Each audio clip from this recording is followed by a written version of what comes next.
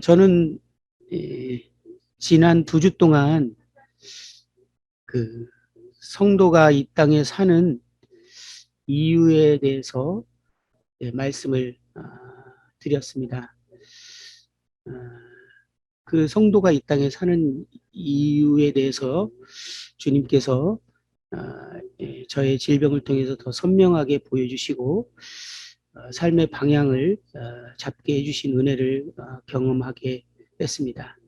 성도들이 구원받은 후에 즉시 하나님 품에 우리가 가지 않은 가장 큰 이유는 하나님께서 우리를 이 땅에 화목케 하는 직분을 감당케 하기 위해서 이 땅에 두셨다라고 하는 고린도 후서의 말씀을 통해서 우리는 2주 동안 교제를 나눴습니다. 제가 그 말씀을 드리면서 마음 가운데 우리 자매님들에게 전달되었으면 하는 마음을 가지고 강조했던 것은 우리의 삶이 그 목적을 잃어버리면 모든 것들이 다 잘못되기 시작한다라는 사실입니다. 잠언의 말씀을 통해서 묵시가 없으면 백성이 방자에 행하거니와 라는 말씀을 인용해서 말씀을 드렸는데요. 이 하나님께서 우리를 향한 이 삶의 목적, 비전이 사라지게 되면, 그것을 잃어버리게 되면 우리 각자는 우리 자신이 옳은 대로 무언가를 선택하고 결정하며 삶을 살아가기 시작하게 된다는 것입니다. 이 목적을 잃어버린 상태에서 우리가 많은 선택과 결정을 하게 되면 이제 어떤 문제가 생기냐면 하나님께서 우리에게 은혜를 베푸셔서 우리의 삶의 목적을 다시 한번 방향을 잡아주시고 그것을 이제 우리가 회복하고자 하는 마음을 먹게 될 때 그때 우리의 삶을 이제 많은 조정을 해야 되는 일들이 생긴다는 것입니다. 왜냐하면 삶의 목적에 합당하지 않은 선택들과 결정들을 해왔기 때문에 이제 삶의 목적을 바로 회복하게 되면 그것은 개인이나 교회나 각 부서나 여러 가지 프로그램뿐만 아니라 우리의 삶의 방식이나 여러 가지에 있어서 삶의 목적에 부합하지 않으면 이제 그런 것들을 조정하기 시작해야 될 일들이 생긴다라는 겁니다. 실질적으로 우리가 처음 구원받았을 때 이러한 삶의 목적이 우리 모두에게 있었을 것이라고 저는 확신합니다. 그러나 이제 시간이 지나면서 많은 그리스도인들이 이제 교회 생활을 하고 신앙 생활을 하고 있는 듯 하지만 이런 삶의 목적을 잃어버리고 놓쳐버린 상태에서 하나님이 우리에게 이 땅에 두신 그 목적, 그 삶에 대해서 뒤로 물러가 버리는 그런 상황들이 생길 수 있음을 저의 삶을 통해서도 보게 되고 많은 형제자매님들을 통해서 확인하게 됩니다. 그런데 이제 하나님께서 은혜를 베푸셔서 말씀을 통해서 그런 부분에 도전을 받고 다시 그러한 삶을 회복하고자 하는 그런 마음의 결정을 하게 됐을 때 이제 아마 우리 자매님들도 그러한 중간중간에 그래 내가 이렇게 살아서는 안 되지, 내가 이 땅에 살아가는 이유가 무엇일까, 그리고 주님이 나에게 정말 원하는 삶을 무엇인가, 그리고 정말 주님께서 우리에게 맡기신 그 지상 사명을 우리가 이루기 위해서 살아가야 되지 않겠는가 라는 마음이 생겼을 때 그런 마음의 결정을 하고 난 다음에 바로 따라오는 것은 뭐냐면 그런 삶의 목적에 합당하지 않은 선택했던 많은 삶들에 대해서 조정해야 되는 일들이 생기기 시작한다는 겁니다. 그럴 때 대부분은 이 조정으로 인해서 이제 뒤로 물러나게 되고 거기서 걸려 넘어지게 되죠. 그 중에 한 예가 참 그리스도인이 이 땅에서도 안락한 삶을 살 뿐만 아니라 또 그 나라에서도 안락한 삶을 정말 그 행복한 삶을 살고 그런 것처럼 예를 들어서 오해하고 어떤 그리스도인들이 삶을 살아가다가 이 땅에 살아가는 삶은 그것이 아니구나, 주와 복음을 위해서 살아가는 것이구나, 그리고 복음과 함께 고난을 받는 것이었구나라고 하면서 이 안락한 삶을 어쩌면 포기해야 될 상황이 왔을 때 이 삶을 조정하는 문제에서 사실 대부분 뒤로 물러나게 돼버립니다. 우리가 삶의 목적을 분명하게 하지 못했을 때 어, 이제 많은 결정들을 하는 것들이 결국은 우리가 이 삶을 회복하게 될 때 삶을 조정해야 되는 문제들이 일어나는데요. 왜 이런 일이 일어나는가를 생각할 때 이 세상에는 어둠의 왕국과 빛의 왕국의 치열한 영적 싸움이 있다라는 걸 또 말씀을 드렸습니다. 사단은 우리의 삶을 회복하지 못하게 하는데 총력을 기울이고 있을 것입니다. 다시 말해서 우리가 교회를 열심히 다니거나 많은 종교적인 활동을 하는 거에 대해서는 사단은 그것을 방해하거나 막거나 하지 않을 것입니다. 그러나 우리가 어느 날 이제 주님께서 우리를 이 땅에 두신 그 삶의 목적을 회복하고자 하고 이제 주님께서 우리에게 주신 지상 명령을 우리 개인뿐만 아니라 교회가 이것들을 다시 회복하고 이 땅에 우리가 존재하는 이유를 다시 회복하고자 할 때 이제는 사단은 초긴장을 하게 되죠.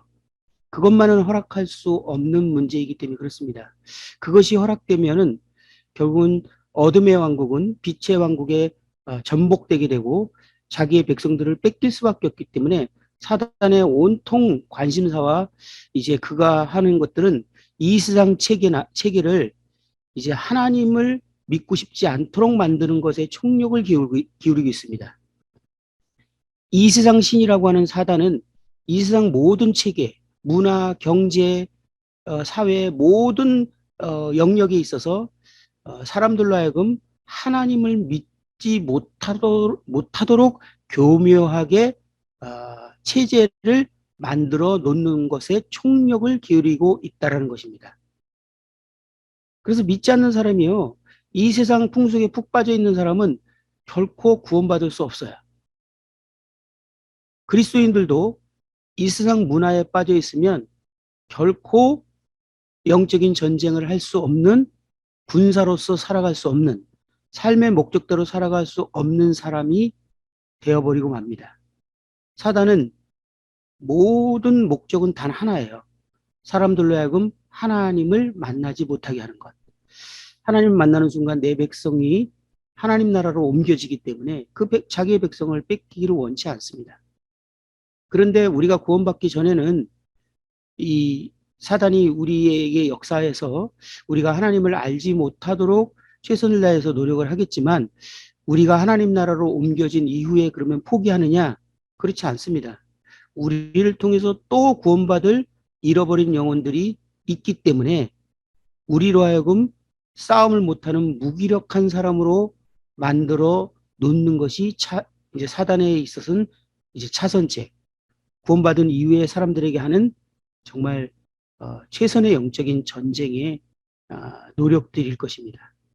그래서 거듭난 그리스도인들이 영적인 싸움을 하지 못하게 만들어 놓는다면 사단은 성공한 것입니다. 어떤 이유든지 교회 생활하든지 여러 가지 성경을 보고 다양한 활동들을 하고 열심을 내고 교회에서 섬김을 할지라도 영적인 싸움을 싸우지 못하게 만들어 놓는다면 사단은 성공한 것입니다. 이런 얘기하다가 제가 슬픈 사실이 하나 생각나는데 우리 모임에서 태어나서 아이들이 주일학교를 다니고 중고등학교를 다니고 청년부를 나오면 사단에게 철저히 이제 당한 증거가 나타납니다. 그게 뭐냐면 절대 전도할 수 없는 사람으로 만들어집니다. 저는 북북교회 2세대 청년 형제자매들이 누군지 몰라요. 근데 제가 장담하건대 교회에서 정말 열심히 있고 주일학교 학생부들을 섬기거나 교회 많은 활동을 하고 있는 청년일지라도 모임에서 태어났고 주일학교 학생부 청년부를 통과하고 성장했다면 그는 거의 10중 8구는 복음을 전하기 위해서 영혼들을 얻기 위해서 나가거나 전도하는 그런 영역에 있어서는 가장 두려운 문제로 여기고 결코 그런 활동을 하지 않을 것이라 확신합니다. 맞습니까? 누가 이것을 전략적으로 그렇게 만들어 놨을까요? 교회의 시스템을 누가 이렇게 전략적으로 결코 하나님 나라를 확장하지 못하도록 만들어 놨을까요? 우리가 그렇게 의도했을까요? 아니에요. 사단의 속임수입니다. 마찬가지로 구원받은 자매님들이 시간이 1년, 2년, 10년 지나고 10년, 20년, 30년 지나면서 점점 우리에게 삶 가운데서 나타나는 증상은 이제 전도할 수 없는 사람이 되는 것입니다. 그런데 교회에서는 인정받죠. 많은 일들을 하십니다. 존경받습니다. 성경들을 상당히 많이 알아갑니다. 다양한 그리스도인의 삶의 모습들이 나타나기도 합니다. 그런데 그는 영적 싸움을 할 수 없는 군사로서 살아갈 수 없는 사람으로 굳혀집니다. 이게 누가 원하는 것입니까? 진정한 삶의 목적을 잃어버렸어요. 이러한 영역들에 대해서 이제 삶을 회복해야겠다라는 생각을 하게 될 때 이제 제일 먼저 우리에게 다가오는 것은 두려움이라는 것을 제가 지난주에 말씀드렸습니다. 사단은 이것을 위해서 이제 우리 가운데 두려움을 주는 것입니다. 사단은 우리가 주님 뜻대로 살고자 할 때 삶의 조정에 대한 두려움을 생각을 통해서 공격을 할 것입니다. 히브리서에 보면 자녀들은 혈과 육에 속하였음에 그도 또한 같은 모양으로 혈과 육을 함께 지니심은 죽음을 통하여 죽음의 세력을 잡으사 곧 마귀를 멸하시며 또 죽기를 무서함으로 한평생 매어 종노릇하는 모든 자들을 놓아주려 하심이니. 사단의 주 무기는, 첫 번째 주 무기는 사람들로 하여금 두려움을 통해서 이끌고 가는 것입니다. 근데 주님께서 우리를 이 두려움 가운데서 해방시켜 주셨다라고 합니다. 이 죽음의 두려움에서. 그런데 사단은 여전히 우리를 이제 생각을 통해서 두려움을 주면서 이 하나님 뜻대로 살아가지 못하게 하는 것입니다. 내가 하나님 뜻대로 살아가려면 이런 대가 저런 대가를 치르게 될 텐데, 또 이런저런 삶의 조정을 해야 될 터인데, 이것에 대한 두려움으로 이제 더 이상 하나님 뜻대로 살아가지 못하도록 생각을 불어넣어서 공격을 하는 것이 사단의 첫 번째 주요 무기라는 것입니다. 디모데후서 1장 7절에 보면 하나님이 우리에게 주신 것은 두려워하는 마음이 아니다라고 이렇게 말하고 있습니다. 그러니까 우리가 하나님 뜻대로 살아가기 위해서, 삶의 목적을 회복하기 위해서 이제 그 마음을 결정할 때 우리 생각 가운데 들어오는 두려움은 하나님께로 온 것이 아니라 참 사단이 불어넣어주는 생각이라는 것입니다. 이 사단의 공격에 대한 하나님의 능력은 무엇이라고 말씀드렸습니까? 그것은 지각에 뛰어난 하나님의 평강이라고 말씀드렸습니다. 다시 말해서 환경과 상황을 초월한 하나님의 평강을 이제 하나님께서 우리에게 무기로, 능력으로 허락하셨습니다. 이것을 구원받자마자 맛보도록 해주십니다. 그래서 정말 곧 대부분 구원받을 때 극한 가운데서 구원받는 사람들이 많습니다. 어려움 가운데서, 고통 중에서, 질병 중에서, 정말 어려움 가운데서 하나님을 만나게 되는 확률이 높죠. 근데 하나님을 만나는 순간 정말 세상이 줄 수 없는, 이해할 수 없는 놀라운 평강과 기쁨과 만족감을 느끼게 되면서 이 환경과 상황들을 초월합니다. 이것이 하나님이요 맛보여 준 것이에요. 그리스도인들이 이제 이렇게 살아갈 것이라는 것에 대해서 구원받을 때 맛을 탁 보여준 것입니다. 그리고 우리는 주님과 동행하면서, 주님을 따르면서, 주님 뜻을 행하면서 우리의 삶의 목적대로 살아가면서 이 평강을, 이 기쁨을, 이 만족을 계속 맛보면서 살아가도록 하나님은 계획을 하셨습니다. 그렇기 때문에 사단이 주는 두려움과 이런 것들은 우리에게 큰 어떤 장애물이 되지 않을 수 있었습니다. 그런데 어느 날 우리는 이러한 상황에서 이제 하나님 뜻을 행하는 거에서 뒤로 물러나게 되고 심지어는 하나님 뜻을 행하는 거에 뒤로 물러났는데 하나님이 주시는 이 평강과 지각에 뛰어난 이 평강까지도 잃어버리게 되는 그러한 경험들을 하게 됩니다. 이것은 세상 사람들이 경험할 수 없는 능력입니다. 고난 중에 오는 평강. 어떻게 세상 사람들이 이해할 수 있을까요? 질병 중에 오는 평강, 기쁨, 안락한 삶을 포기한 삶에서 누리는 만족감. 이건 도대체 믿지 않는 사람, 세상 사람들이 이해할 수 없는 하나님이 주시는 놀라운 능력입니다. 거듭난 그리스도인의 삶은 이러한 삶을 경험하면서 사는 것이고 믿지 않는 사람들이 우리를 볼 때 도대체 저게 무엇일까라고 궁금해하며 그것을 갖고 싶도록 하는 것이 우리의 능력이고 우리의 삶의 모습이어야 됩니다. 그리스도인들이 성실하게 살아서 정말 직장에서 승진하고 성실하게 살아서 좋은 집에 살게 되고 성실하게 살아서 좋은 것들을 갖게 되고 누리게 되는 것이 세상 사람들에게 보여주는 그리스도의 삶의 모습이 아니에요. 마땅히 그리스도인들은 성실해야 되겠지만 그걸 통해서 우리가 누리는 많은 것들 때문에 사람들이 나도 하나님을 믿어야 되겠다라고 그런 도전을 받는다면 기복신앙을 우리는 그들에게 보여준 것뿐이 뭐 다른 것이 무엇이 있겠습니까? 믿지 않는 사람들에게 우리에게 보면서 도저히 이해할 수 없지만 갖고 싶은 그 지각에 뛰어난 하나님의 평강을 맛볼 수 있어야 됩니다. 오늘 말씀드리고자 하는 것은 두 번째인데요. 사단이 또 다른 주요 무기가 있다는 겁니다. 그것은 낙심입니다. 우리를 뒤로 물러나게 하는 것입니다. 히브리서 10장 39절에 보면 우리는 뒤로 물러가 멸망할 자가 아니요 오직 영혼을 구원함에 이르는 믿음을 가진 자니라 라고 이렇게 권면하는 걸 보면 히브리서의 이 저자는 믿는 사람들이 뒤로 물러나는 일들이 일어났음에 대해서 권면하고 있습니다. 사단의 공격을 받은 것입니다. 사단은 생각을 통해서 이제 공격을 하게 될 것인데 주로 이 공격은 이런 생각들이죠. 이제 말씀을 듣고 나니까 그래 우리가 삶의 목적이 그것이고 정말 하나님 나라 확장을 위해서 살아야 되지 않는가. 주님께서 우리에게 주신 이 땅에서 살아가는 그 지상사명, 그 화목케 하는 직분 때문에 우리가 이 땅에 있는 것이 아닌가. 우리는 이 땅에서 나그네와 행인이 아니었는가. 우리의 진정한 만족과 행복은 그 나라에 있지 않는가라는 것이 정립이 되고 났을 때 우리에게 이제 그런 삶을 살 때 첫 번째 오는 것은 두려움이라고 말씀드렸죠. 삶을 조종하는 거에 두려움입니다. 그런데 그 두려움을 극복하기로 결정해도 또 오는 공격이 있습니다. 그건 뭐냐면 그런데 나 같은 사람을 하나님이 사용하실까? 나같이 은사도 없고 미약한 사람을 하나님이 사용하실 수 있나?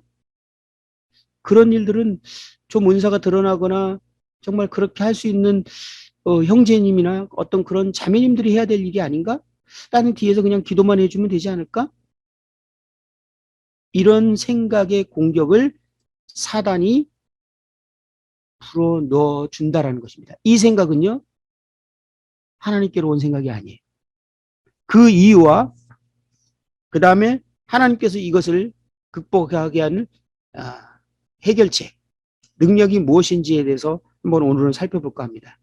고린도전서 1장을 한번 같이 보려고 하는데요. 고린도전서 1장 26절을 제가 이제 26절부터 31절까지 읽어드리고 오늘 말씀을 한번 나눌까 합니다. 형제들아 너희 부르심을 보라. 육체를 따라 지혜로운 자가 많지 아니하며 능한 자가 많지 아니하며 문벌 좋은 자가 많지 아니하도다.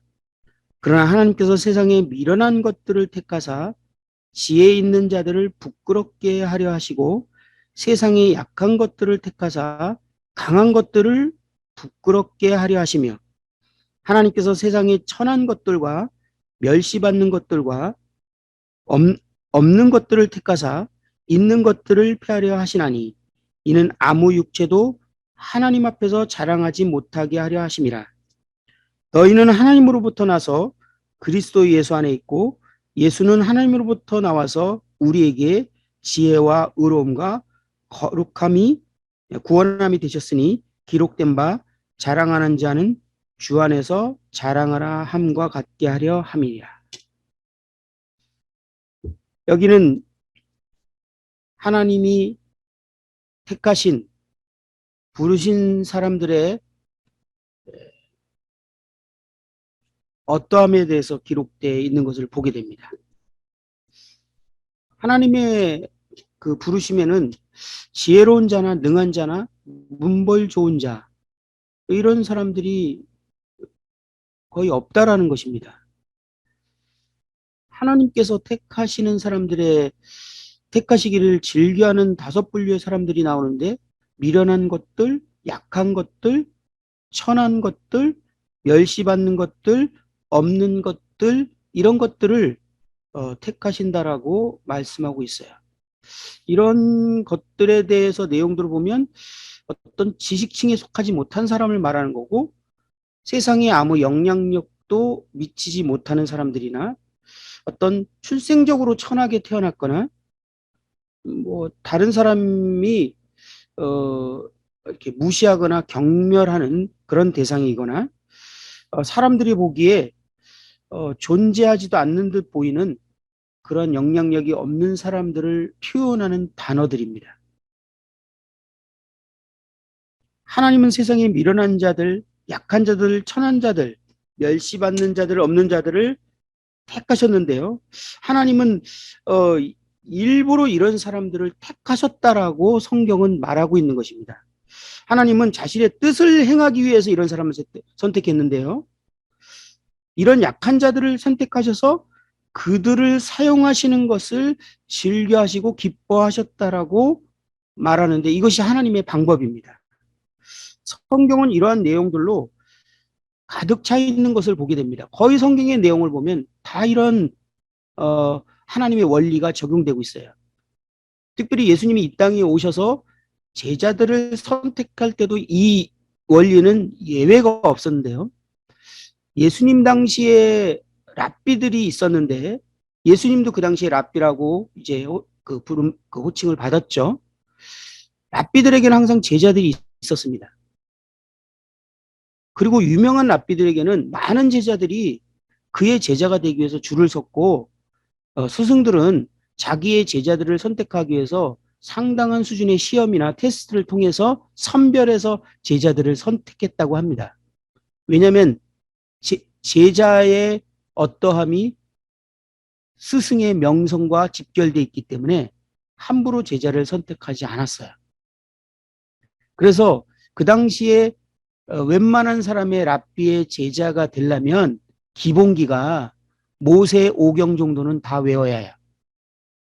사실 이스라엘 백성들은 5살 때 모세 오경을 다 외우게 한다는데 랍비의 제자가 됐다라고 하면 기본적으로요 모세 오경 정도는 다 외우는 사람들이고 시편 정도는 딸딸 외우는 사람들이고 구약 성경에 대해서는 아주 능통한 사람들입니다.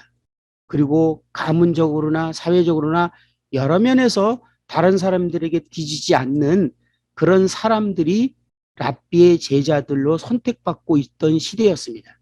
근데 그 당시에 예수님이 제자를 선택해야 하던 그 시점에 예수님은 랍비들 중에서 최고의 인기를 끌고 있던 랍비 중에 탑이었습니다.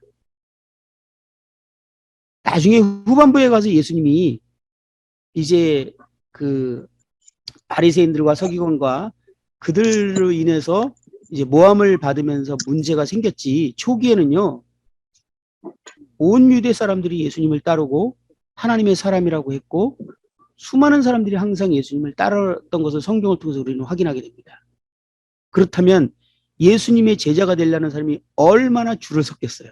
아주 쟁쟁하고 날고 기고 뛰는 사람들이 수많은 사람들이 예수님의 제자가 되려고 했었을 것입니다. 근데 그 많은 사람 중에 예수님이 12명을 세탁했는데 이건 말도 안 되는 사람을 선택한 거예요. 당시에 사회적으로도 정말 최하위급이었고 성경을 아는 지식에서도 이거는 수준 이하였고 그럼 인격적으로 우리 잠시 생각해보면 알지만 사복음서에 보면 제자들 문제 많았습니다. 뭐 하나 내놓을 게 없는 집안과 지식과 인격과 사회적인 명성과 아무것도 뭐 하나 내놓을 것이 없는 사람들을 아주 골라서 선택한 것처럼 제자들을 주님은 선택을 했어요. 그렇죠. 이 패턴은, 이 원리는 구약에서부터 오늘날까지 거의 예외가 별로 없었습니다. 하나님께서 이스라엘 백성을 택하신 이유에 대해서도 설명하는 것을 보면 하나님이 이스라엘 백성들을 택한 이유가 뭡니까? 그들을 제사장 나라가 되게 해서 그들을 통해서 자신을 세상에 드러내시기를 원하신 거예요. 이건 엄청난 직분을 이스라엘 백성들이 갖게 된 겁니다. 영광스러운 직분이죠. 하나님을 드러내는 하나님과의 사람들과의 중재자 역할을 하는. 그런데 신명기 7장 7절에 보면 여호와께서 너희를 기뻐하시고 너희를 택하심은 너희가 다른 민족보다 수요가 많기 때문이 아니라 너희는 오히려 모든 민족 중에 가장 적으니라. 다시 말해서 너희들이 제일 별 볼 일 없기 때문에 내가 너희들을 기뻐했어. 너희들이 제일 별 볼 일 없기 때문에 내가 너희들을 선택했어. 라고 지금 이 성경이 말하고 있지 않습니까? 개인적인 인물들에 대해서도 보면요. 대부분 그런 사람들입니다. 성경에 보면 능한 자, 문벌 좋은 자, 뭐 지혜로운 자가 많지 않다라는 것은 소수는 있다는 뜻입니다. 아예 없다는 뜻은 아니죠. 그러나 대부분은 그런 사람들이 아니라는 것을 보게 됩니다. 기드온이라는 사람을 선택하는 장면을 제가 찾아봤을 때 사사기 6장 15절에 보면 그러나 기드온이 그에게 대답하되 오 주여 내가 무엇으로 이스라엘을 구원하리이까 보소서 나의 집은 므낫세 중에 지극히 약하고 나는 내 아버지 집에서 가장 작은 자니이다 라고 말한 고백을 보게 됩니다. 여기서 또 공통적인 게 하나 있는데 이스라엘 백성을 선택한 하나님의 목적이 분명히 있었다는 겁니다. 기드온도 미디안의 손에서 이스라엘 백성들을 구원하기 위해서 그를 선택했다는 겁니다. 우리도 하나님께서 우리를 구원했을 때 구원을 선택한 목적이 있다는 것입니다. 그분의 뜻을 행하기 위한 목적. 그런데요, 기드온은 12지파 중에서 가장 미약한 지파, 므낫세. 그 중에서도 가장 약한 집안, 그 약한 집안 아버지 중에서 가장 작은 나. 왜 하필이면 나냐고. 라고 말했던 것입니다. 사사들을 쭉 선택한 걸 그래서 이어서 보니까 입다는요. 11장 2절 보면 길르앗의 아내도 그의 아들들을 낳았더라. 그의 아내의 아들들이 자라매 입다를 쫓아내며 그에게 이르되 너는 다른 여인의 자식이니 우리 아버지 집에서 기업을 잊지 못하리라 한지라. 이에 입다가 그 형제들을 피하여 돕당에 거주하며 잡류가 그에게로 모여와서 그와 함께 출입을 하였더라. 입다는 정말 집에서 쫓겨나서 잡류들과 거했던 정말 세상으로 요즘 따지면 정말 실패한 인생과 같은 그런 사람이었는데 하나님 선택하셨어요. 두보라는 어떻습니까?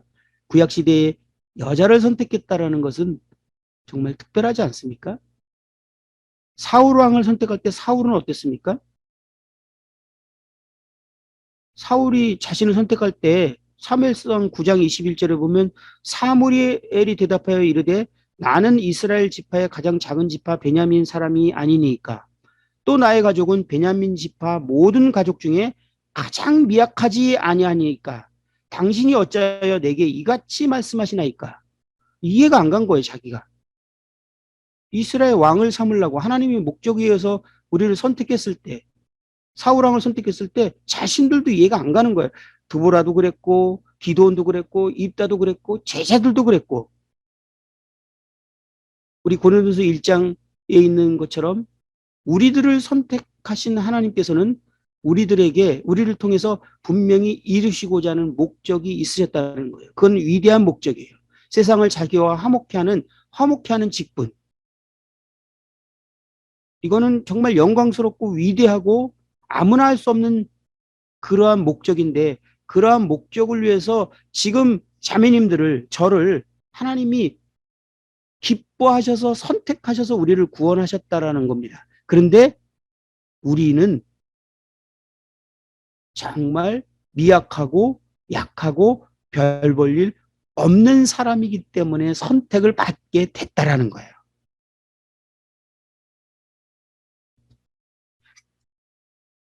계속 얘기하면 끝도 없겠지만 다윗 같은 경우는 아버지한테도 인정 못 받았죠. 그 아들 보내달라고 그러는데 일곱 명 형을 다 보내줬는데 아버지가요 아들 더 없는 것처럼 얘기했어요. 그러니까 사무엘이 분명히 있을 텐데 그러니까 그제야 혹 하나 있긴 한데 그러고 다윗을 보낸 거예요. 그런 사람을 하나님이 선택했다라는 겁니다. 하나님은 세상에서 약하고 멸시받는 자들, 정말 별 볼 일 없는 자들, 능력이 없고 뭔가를 할 것 같지 않은 사람들을, 할 수 없을 것 같은 사람들을 선택해서 찾으시고 그들을 통해서 그분의 뜻을 이루고자 하는 것을 하나님은 기뻐하시고 그러한 방식을 모든 성경의 패턴에서 찾아볼 수 있다는 거예요. 왜 그렇게 하셨습니까? 그 이유가 무엇입니까? 29절에 보면 이는 아무 육체도 하나님 앞에서 자랑하지 못하게 하려 하심이라 라는 말에 답이 들려있는 것을 보게 되죠. 하나님께서는 우리를 사랑하셔서 모든 것을 주시고 자신의 아들까지도 내어주셨지만 결코 우리에게 주실 수 없는 것이 있습니다. 그건 뭐냐면 이사야 42장 8절에 보면 나는 여호와니 이는 내 이름이라 나는 내 영광을 다른 자에게 내 찬송을 우상에게 주지 아니하리라. 하나님이 우리에게 우리를 사랑하셔서 우리에게 모든 좋은 것을 아낌없이 다 주실 수 있고 심지어는 자신의 아들까지 내어주셨지만 결코 하나님이 주실 수 없는 단 한 가지가 있는데 그것은 자신의 영광입니다. 그거는 하나님이 주실 수 없어요. 이사야 43장 7절에 보면 내 이름으로 불려지는 모든 자, 곧 내가 내 영광을 위하여 창조한 자를 오게 하라. 그를 내가 지었고 그를 내가 만들었느니라. 이 말씀 보면 우리는 하나님의 영광을 위하여 창조되었고 지음받았다라고 말하고 있습니다. 21절에 보면 이 백성은 내가 나를 위하여 지었나니 나를 찬송하게 하려 함이니라. 하나님은 자신이 우리를 통해서 영광을 받으시기 위해서 우리를 지으셨다라고 말하고 계십니다. 그렇기 때문에 하나님은 자신이 영광을 받는 것은 결코 누구에게도 빼앗길 수 없다라고 말하고 계십니다. 더 강력한 말씀을 한번 읽어보면요. 이사야 48장 9절에 보면 이렇게 말하고 계십니다. 내 이름을 위하여 내가 노하기를 더디할 것이며 내 영광을 위하여 내가 참고 너를 멸하지 아니하리라. 하나님이 노하지 아니하고 심판하지 않고 멸하지 않는 이유가 있다면 우리의 어떠함이 아니라 자신의 영광을 위해서 그렇게 하시겠다라는 거예요.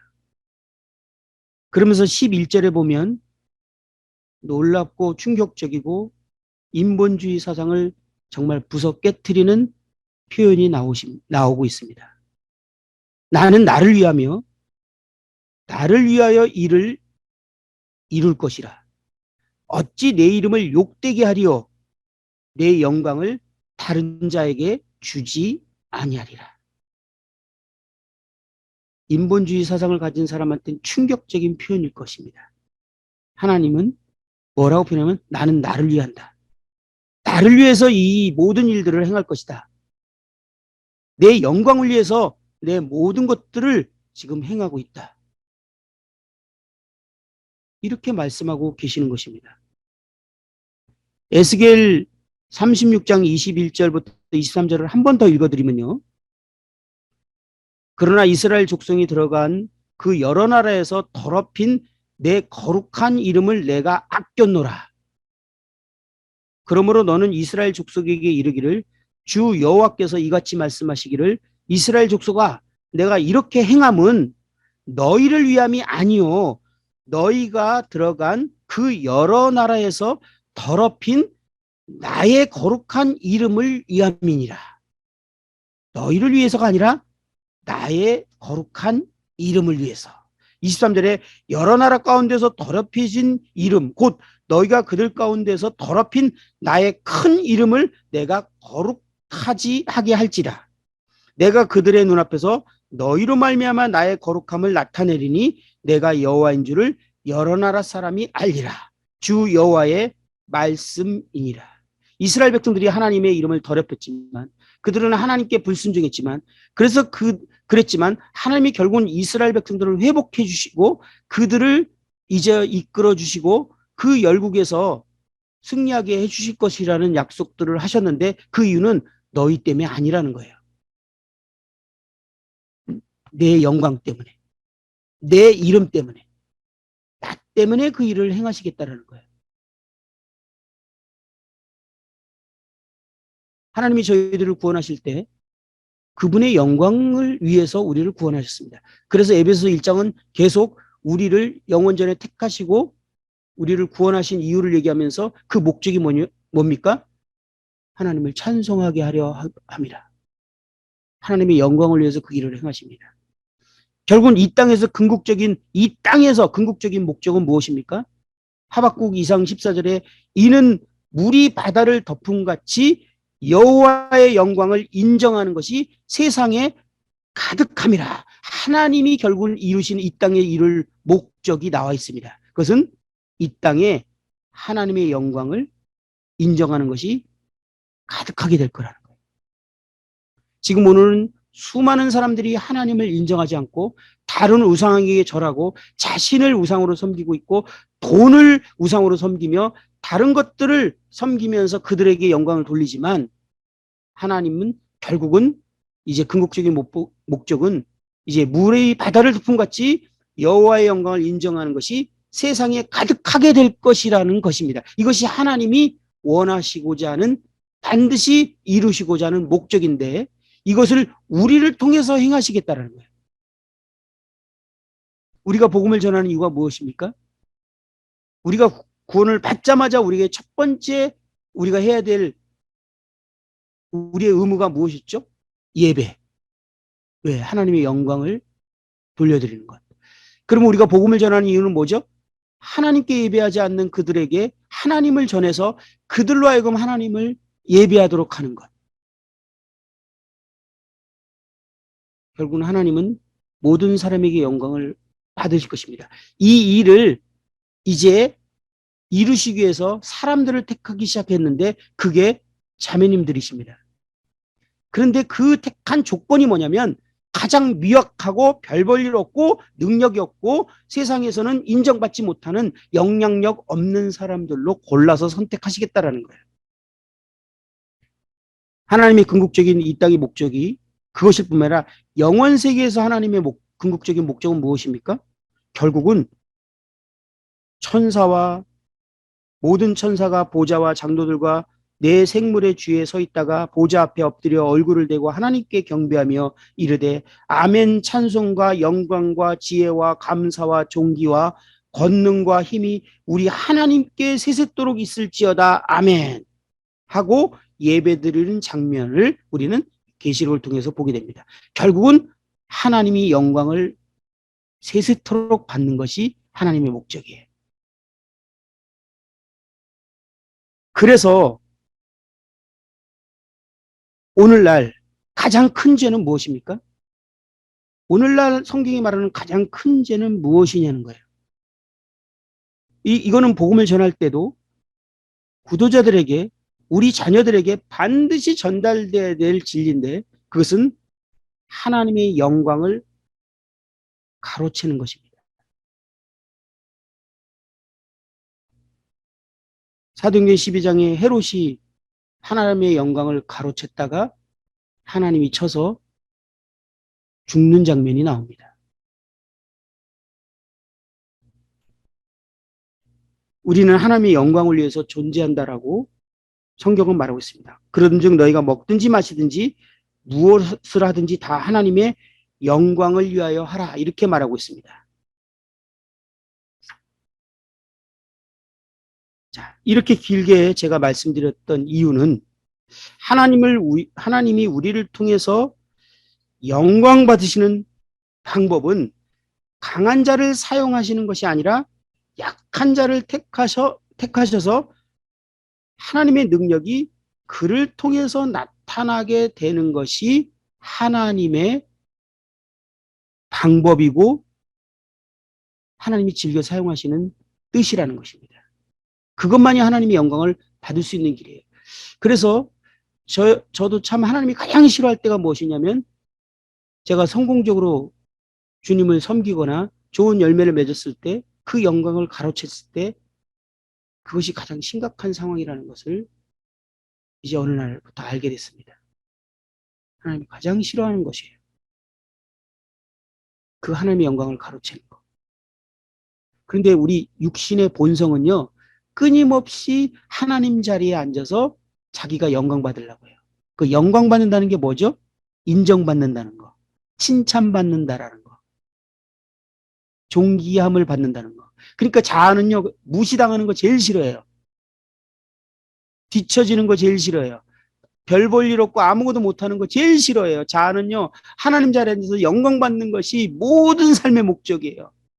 세상 사람들이 그래서 우리는 속담에 호랑이는 죽어서 가죽을 남기고 사람은 죽어서 이름을 남긴다. 이게 죄악된 본성의 아주 근본적인 속담. 근데 거듭난 그리스도인들이 그 죄 때문에 지옥에 가게 됐다가 다시 거듭나서 거기서 해방됐는데 교회에서 또 하나님의 영광이 아니라 자신의 영광을 위해서 무언가를 합니다. 그래서 교회에서 인정 못 받고 뭔가 남들이 날 무시하면 화가 나고 왜 지금 누가 화가 난 겁니까? 자아가. 인정 못 받으면 씁쓸해지고 지금 누가 씁쓸해진 것입니까? 자아가. 그리고 인정받으면 너무 좋고 지금 누가 좋은 것입니까? 자아가. 이게 교회 안의 문제예요. 가장. 시기 질투가 왜 일어납니까?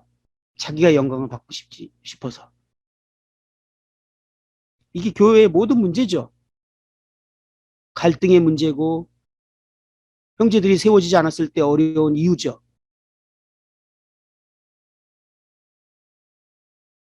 근데 하나님은요. 그 영광을 결코 뺏기지 않으시겠다라는 거예요. 우리에게 모든 것을 다 주시지만 하나님의 영광은 결코 허락하지 않으실 거라는 거예요. 그렇기 때문에 하나님은 약하고 힘없고 능력 없고 아무것도 할 수 없는 자를 선택하시기로 결정을 하셨어요. 그래야 하나님의 영광을 받으시거든요. 고린도후서 12장 8절에 보면 이것이 내게서 떠나가기 위하여 내가 3번 주께 간구하였더니 나에게 이르기를 내 은혜가 내게 족하도다. 이는 내 능력이 약한 데서 온전해짐이라 하신지라. 그러므로 도리어 크게 기뻐함으로 나의 여러 약한 것들에 대하여 자랑하리니 이는 그리스도의 능력이 내게 머물게 하려 함이라. 그러므로 내가 그리스도를 위하여 약한 것들과 능력과 궁핍과 박해와 공고를 기뻐하노니 이는 내가 약한 그때의 강함이라. 이거 사도 바울의 고백이거든요. 이 사도 바울은 특이한 고백을 했어요. 왜 사도 바울은 이런 고백을 했는지 이해하십니까? 사도 바울은요, 당대에 약한 자가 아니었고 가장 강한 자 중에 한 사람이었어요. 가끔 그런 사람 쓰시죠? 구약에서도 그런 사람을 따지면 모세 같은 사람이 그랬어요. 정말 세상에서 잘난 사람. 하나님이 사용하시면 크게 쓰임받을 것 같은 사람. 뭔가 큰 일을 해낼 것 같은 사람, 모세. 바울이 당대에 그런 사람이었어요. 그런데 이런 사람은요, 하나님이 그냥 쓸 수 없었어요. 호되게 다뤄야만 했어요. 정말 바보가 되게 만들어 놓지 않고서는 쓸 수가 없었어요. 그래서 모세가 40년을 그렇게 다름받았어요. 바울은 우리의 약함이 그리스도께서 쓰시기에 합당한 조건이라는 사실을 깨닫게 됐습니다. 그렇기 때문에 바울은 자신을 유익하게 하던 것들을 해롭다라고 말했어요. 빌립보서 3장 7절에 보면 그러나 무엇이든 내게 유익하던 것을 내가 그리스도를 위하여 다 해로 여길 뿐더러 이렇게 말했을 뿐만 아니라 8절에는 그것들을 배설물, 쉽게 말하면 똥으로 여겼다는 거예요. 이거 진짜 도움이 안 되는 게 아니라 이건 방해라는 걸 알았어요. 자신의 강함이. 이렇게 고백하게 된 이유는 그는 당시에 약하고 멸시받는 자들에 속한 자가 아니었기 때문에 그렇습니다. 그래서 하나님께서 바울을 다뤘는데요. 바울의 고백이 이런 고백이 있었죠. 고린도후서 1장 8절에 보면 형제들아 우리가 아시아에서 당한 환난을 너희가 모르기를 원하지 아니하노니 힘에 겹도록 심한 고난을 당하여 살 소망까지 끊어지고 우리는 우리 자신이 사형 선고를 받은 줄 알았으니 이는 우리로 자기를 의지하지 말고 오직 죽은 자를 다시 살리시는 하나님만 의지하게 하심이라.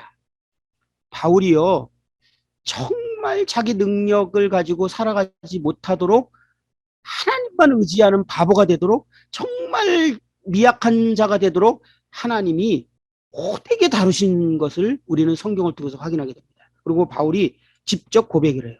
그러면서 나중에 어디 수준까지 내려가면 내 약한 걸 자랑한다. 자랑까지 했어요. 이제. 예, 만약에 우리 중에 우리 자매님 중에 정말 세상에서 잘난 사람이 있다면 그래서 세상에서 인정받던 그런 상황에서 구원받은 분이 있을 수 있죠? 예, 그런 분은요. 제가 미리 말씀드리지만 주님에서 살려면 호된 연단을 받으셔야만 합니다. 결코 그대로 쓰실 수 없어요. 하나님은 자신의 영광을 결코 뺏기지 않을 것입니다. 지금까지 말씀들을 상고해 볼 때 우리 대부분의 성도님들은 하나님께서 사용하시기에 정말 좋은 조건 아닙니까?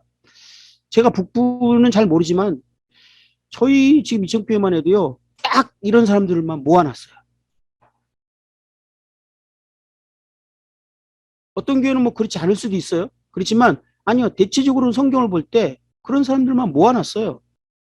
그런데 신기한 건요. 실질적으로 하나님께서 그러한 사람들을 통해서 하나님의 역사가 힘있게 나타나지 못하고 있다는 거예요. 왜 이런 문제가 생겼냐는 거예요. 오늘의 요점은 그거예요.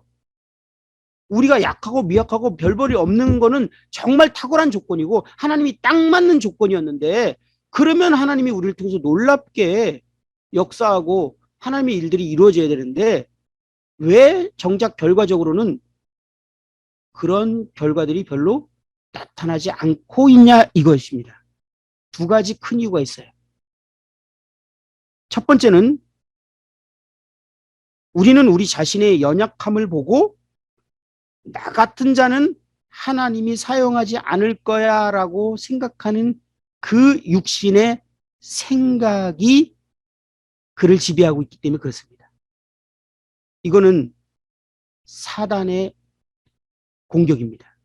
결코 우리로 하여금 하나님의 도구가 되고 하나님의 군사가 되고 하나님이 사용할 수 없도록 세상의 일반적인 패턴과 원리를 그리스도인들에게도 분명히 성경에 그렇게 나와 있지 않는데도 불구하고 희한하죠? 지금 성경을 보면 분명히 성경적인 가치관인 그것이 아닌데 우리는 쉽게 나 같은 사람 하나님 쓸 수 있을까? 에이, 나 같은 사람이 뭘. 이거는 절대적으로 성경과 반대되는 말을 한 거거든요. 근데 너무 쉽게 얘기해요. 그리고 듣는 사람도 인정 다 해요. 이게 도대체 어디서 온 가치관이에요? 어디서 온 생각이죠? 사단이 불어넣어준 생각이라는 거예요. 이 육신의 생각이에요. 이 생각은요, 이것은 잘 한번 분석해 보자고요. 우리 자신의 능력을 의심했다기보다는 연약한 우리를 통해서 일하시고자 하시는 전능하신 하나님의 능력을 의심한 것입니다. 우리 자신을 의심한 게 아니라 우리가 연약해서 우리는 할 수 없을 거라고 우리 자신을 의심한 게 아니라 우리 이런 연약한 자를 통해서도 하나님은 아무리 능력이 있어도 나처럼 연약하고 능력 없는 사람을 통해서는 그분도 어쩔 수 없어 라고 말한 거라는 거예요. 이게 얼마나 큰 불신이고 죄악된 생각인지 이해하시겠습니까? 이건 악한 거예요. 정말 하나님을 끄집어 내린 거란 말이에요. 그분의 영광을 땅에 꽂은 생각이라는 거예요. 하나님도 나를 어떻게 할 수 없어. 나같이 능력 있고 아무것도 없는 사람은 하나님이라고 뭐 어쩌겠어. 라고 말한 거라니까요. 우리는 그렇게 표현하지 않았지만 나 같은 사람 하나 쓸 수 있을까? 내가 뭘 할 수 있겠어.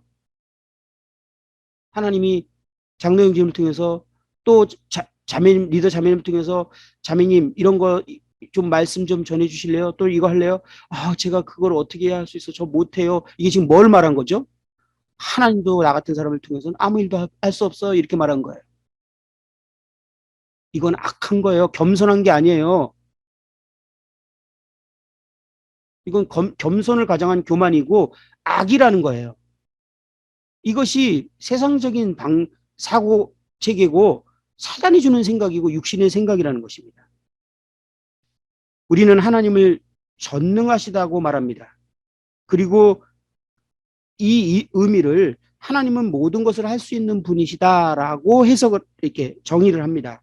하지만 이 정의는요, 충분한 의미를 표현한 것이 아닙니다.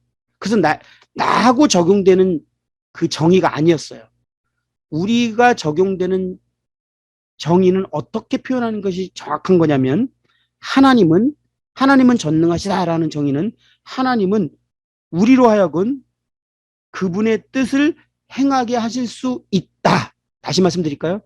하나님은 전능하시다라는 의미는 그분은 우리로 하여금 그분의 뜻을 행하게 하실 수 있다라는 의미가 하나님은 전능하시다라는 의미예요. 만약에 그렇게 전능하시다는 의미를 바른 정의를 내렸다면 나는 할 수 없어. 나 같은 사람이 뭘. 하나님 나 같은 사람 쓰실까?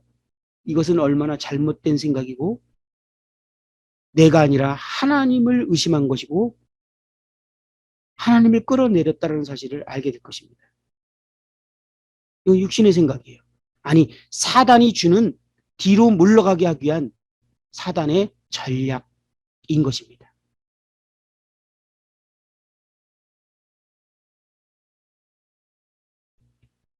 두 번째 생각이 무엇이죠? 두 번째 생각이 우리는 우리 자신을 강화해서 하나님을 섬기고자 한다는 것입니다. 참 이상하죠, 우리는. 참 우리는 신기해요. 굳이 하나님이 약한 우리를 선택했는데 우리는 우리 자신을 강화해서 하나님을 섬기고 싶어 해. 하나님께서 굳이 약한 자를 택하셔서 사용하시자 했는데 우리는 굳이 우리를 강한 자로 만들려고 해요. 왜 이런 증상이 나타날까요? 이것은 죄악된 본성에서 나오는 증상입니다. 이 육신의 생각이에요. 사단의 공격입니다. 육신의 생각은 사망입니다. 육신에 있는 자는 육신의 생각은 하나님과 원수가 되는 것입니다. 육신에 있는 자들은 하나님을 기쁘시게 할 수 없습니다. 그 생각이 무엇이라고요? 나 같은 사람은 하나님이 사용할 수 없을 거야. 내가 무엇은 하나님을 할 수 있어. 라는 육신적인 생각. 두 번째는 하나님을 위해서 살겠다고 하는 사람들이 또 넘어지는 육신적인 생각. 자신을 강화시키는 것. 내가 부족한 것들을 보완하고 갖추고 해서 내가 하나님을 위해서 정말 제대로 쓰임받고 싶고 쓰임 받으려고 하는 것. 그래서 결국은 잘 돼서 영광 받으시려고요. 그게 육신 생각이에요. 결국은 영광 받는 거잖아요. 하나님은 그것을 결코 허락하지 않을 거라는 거예요. 우리에게는 치열한 영적 싸움이 있다는 것을 항상 기억해야 합니다. 치열한 싸움이요. 외부로부터 하나님 나라가 확장되고 사단의 나라가 전복되어지는 그런 외적인 실제적인 전쟁이 있기 전에 먼저 우리 안에서 끊임없는 싸움이 일어날 거예요. 오늘 말씀드린 것처럼 지난주에 말씀드린 것처럼 전쟁이 일어날 겁니다. 내적인 전쟁. 육신과 이 새 생명과의 싸움, 사단과 이 성령과의 싸움이 우리 안에서 일어날 거라고요. 사단은 두려움으로 또 낙심으로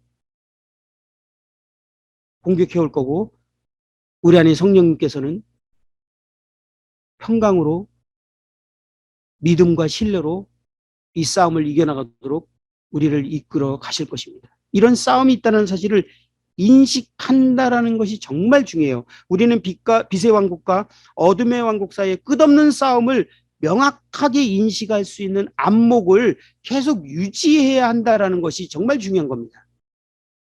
이 교회적인 공동체적인 싸움이 있기 전에 먼저 자매님들의 마음 안에서 이러한 지금까지 들었던 말씀 내용과 같은 이러한 마음의 싸움이 치열하게 있게 될 것입니다. 왜 이런 전쟁이 있죠? 왜 이런 싸움이 있죠? 하나님은 우리를 목적을 가지고 선택하셨고 우리를 그 목적을 위해서 사용하시기를 원하신다는 거예요. 사단은 그것을 너무나 잘 알아요. 그래서 우리를 그렇게 사용하지 못하도록 무기력하게 만들고 그런 싸움을 싸우지 못하는 사람으로 만들기 위해서, 그런 군사가 되지 못하게 하기 위해서 미연에 개개인의 마음 가운데 사단이 역사하고 있다는 거예요.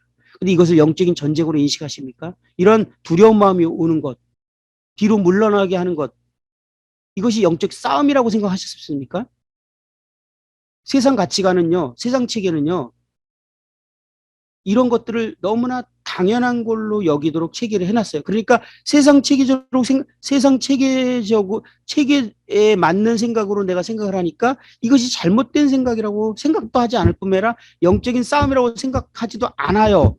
그렇게 완벽하게 사단은 우리의 생각을 세상 체제에서 헷갈리게 해놨다는 거예요. 성경과 반대로.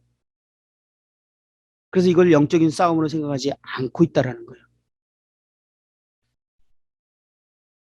그래서 우리로 하여금 싸울 수 없는 군사로 만들고자 하는 것이 사단의 목표라는 것입니다. 그 주무기가 두려움과 낙심이라는 것을 오늘 말씀드렸습니다. 시편 78편 9절에 보면 에브라임 자손은 무기를 갖추며 활을 가졌으나 전쟁의 날에 물러갔도다. 이렇게 말하고 있습니다. 이것이 무슨 의미로 다가오십니까? 에브라임 자손들이 조종의 대가에 대한 두려움을 이렇게 만들어 놓지는 않았을까요?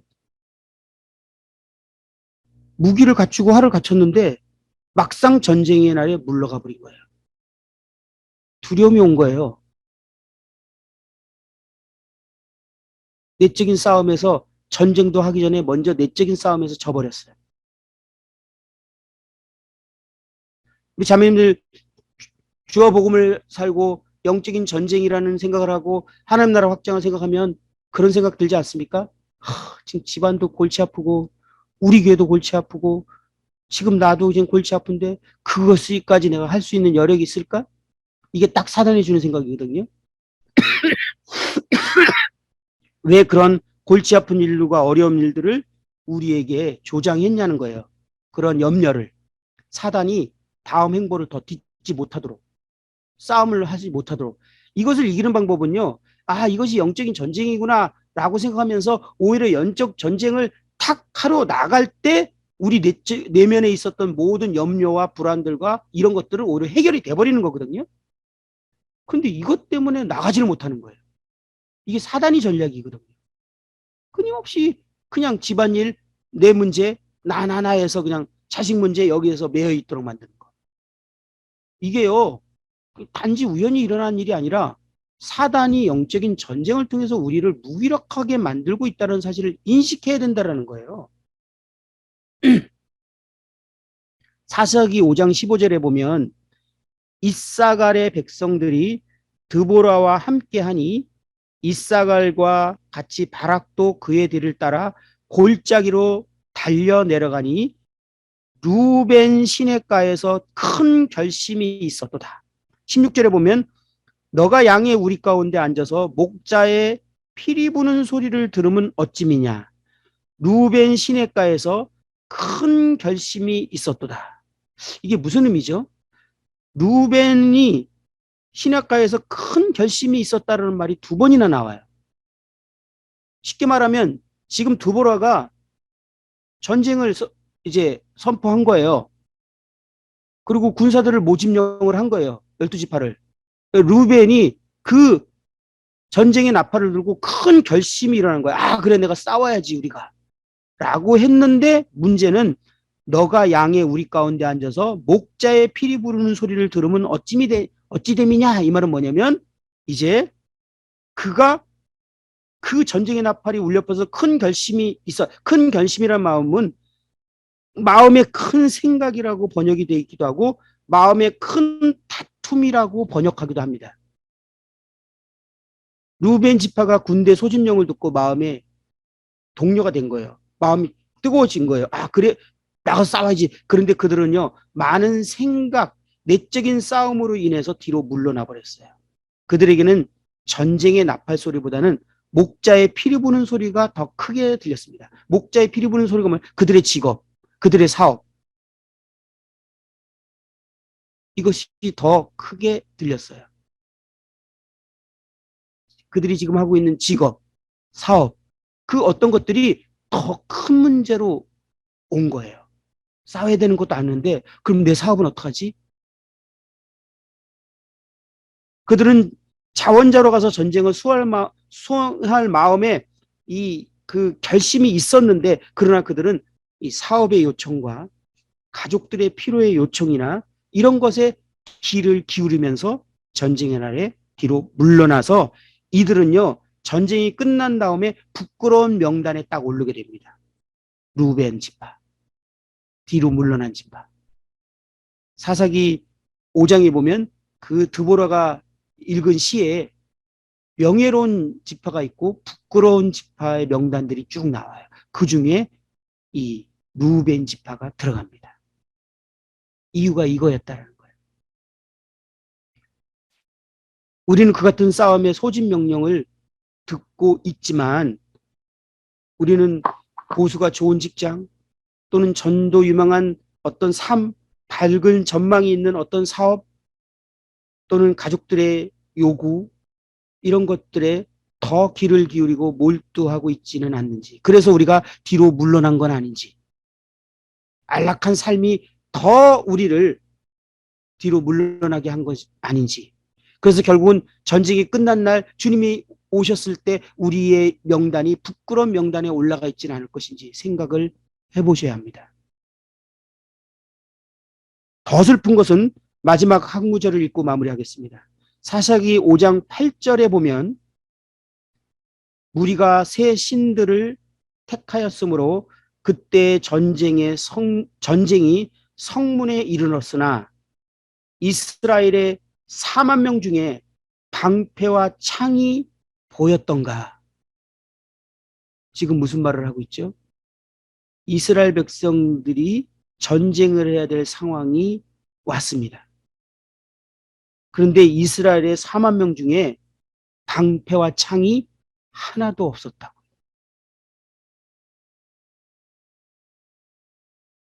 이스라엘 공동체는 전쟁이 필요한 시점에 무기가 하나도 없었습니다. 전쟁에 대한 대비가 전혀 없었던 것입니다. 이처럼 교회 공동체도 이 땅에 존재하는 목적을 잃어버릴 수 있다는 것을 보게 됩니다. 두려운 일입니다. 자매님들, 저는 자매님들과 서울 북북교회에 대해서 잘은 모릅니다. 그러나 전쟁을 싸울 무기들이 준비되어 있습니까? 또는 전쟁의 나팔이 울렸는데 목자의 피리 소리가 더 크게 들립니까? 그것을 해서 뒤로 물러나신 건 아닙니까? 주님이 저희들에게 다시 한번 도전의 말씀을 하십니다. 내가 너에게 생명을 연장해 준다면 무엇을 위해 살래? 내가 너희들에게 무엇 때문에 더 시간을 연장해 줄까? 너희들이 이 땅에 살아가야 되는 이유는 무엇이냐? 그 목적이 분명치 않다면 너희들의 삶의 목적이 안락한 삶과 행복한 삶과 평안한 삶이라면 이곳이 더 좋지 않겠느냐라고 하나님이 우리에게 도전하지 않겠습니까? 다시 한번 우리의 삶을 돌아보는 시간이 되었으면 하는 생각에 이 말씀을 드렸습니다. 함께 기도하고 마치도록 하겠습니다.